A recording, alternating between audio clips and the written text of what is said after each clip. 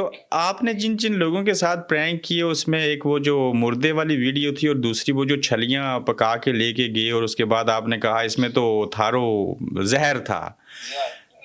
ज़ार।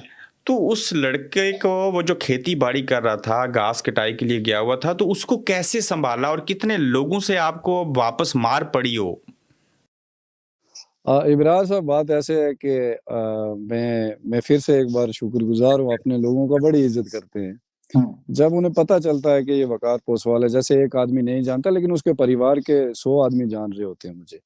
और मैं जब प्रैंक करता हूँ, मैं हमेशा उनकी फ़ैमिली के लोगों से कॉन्टैक्ट करता हूँ। उनको इन्वॉल्वमेंट होती है उनकी, जैसे मेरा कैमरामैन है दूर खड़ा है, तो उसके पीछे उसका कोई भाई खड़ा होगा, घर का ही कोई बंदा खड़ा होगा। ठीक।